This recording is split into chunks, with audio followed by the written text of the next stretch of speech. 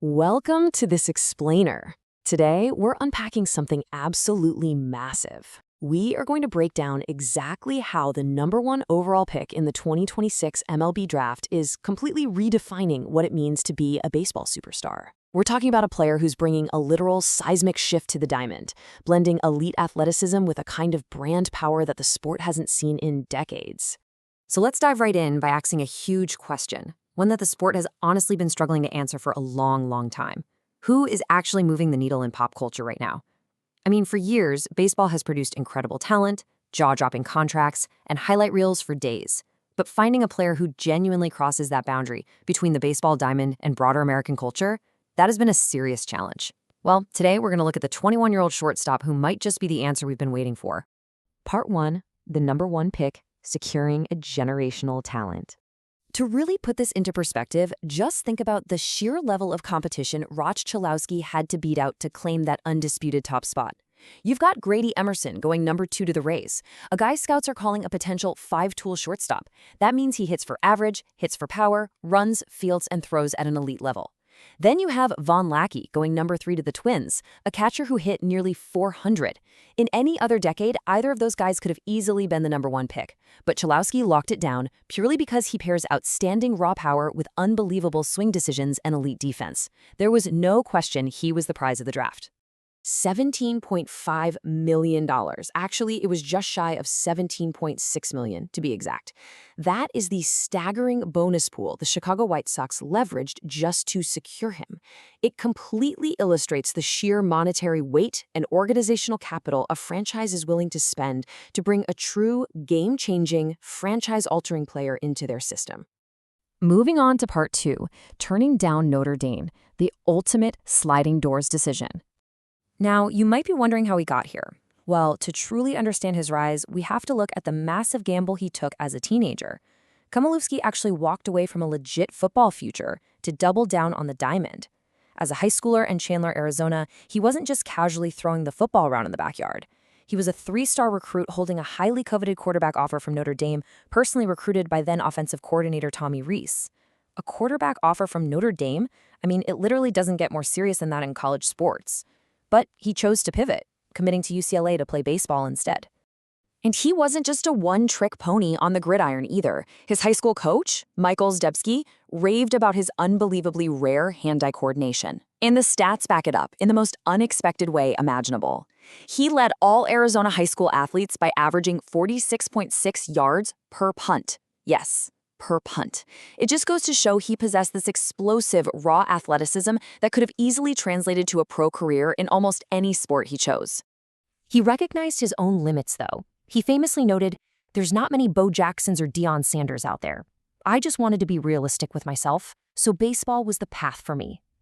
But here's the absolute best part.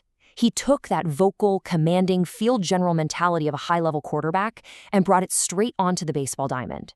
He runs the infield with the exact same authority he'd use to run a 2-minute drill. Section 3, dominating college baseball, the substance behind the swoosh. Of course, all the hype in the world means absolutely nothing if you can't deliver on the field. But before we get to the stats, let's talk about why he even went to college. As the Gatorade Arizona Baseball Player of the Year in high school, he could have signed for millions straight out of the gate. But instead of chasing immediate draft money, a trip to the 2023 College World Series changed everything for him. He watched Paul Skeens throwing 101-mile-per-hour fastballs on that massive stage, calling it one of the coolest things that I've ever experienced in baseball. He realized just how electric the booming college baseball landscape had become, and he wanted to be right in the middle of it. And boy, did those physical tools materialize into unstoppable production. The leap he took at UCLA is just insane.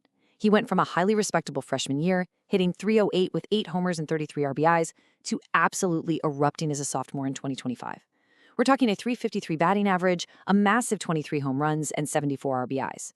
He was getting on base nearly half the time he stepped up to the plate. It proved beyond a shadow of a doubt that he has the generational data to back up the marketing.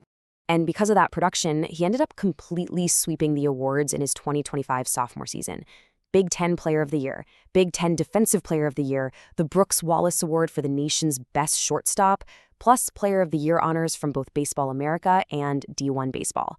UCLA head coach John Savage noted that this is a ridiculously rare feat for a player with a 6'2", 210-pound prototype frame.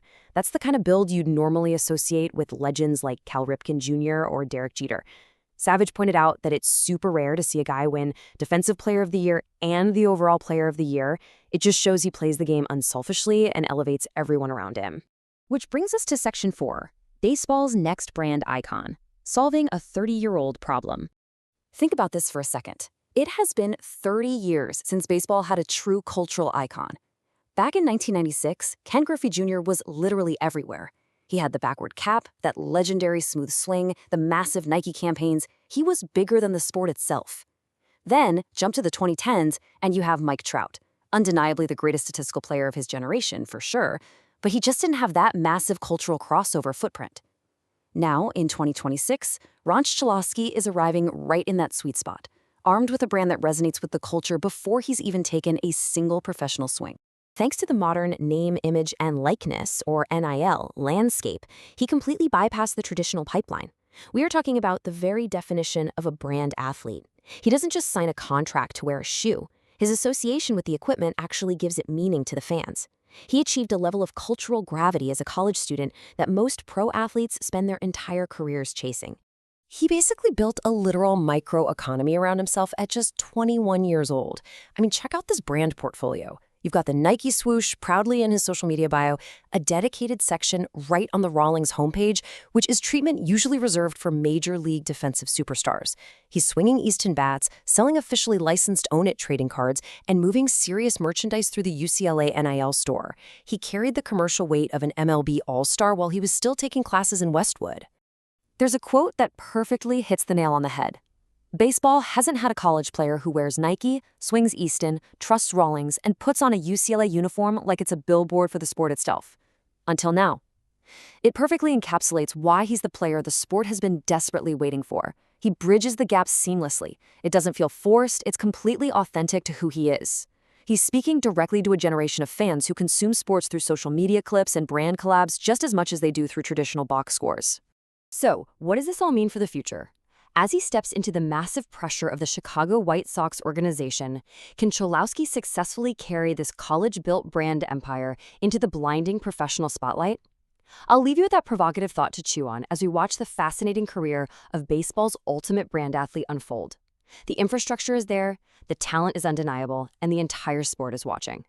Thanks so much for joining me on this explainer, and keep your eyes on the diamond.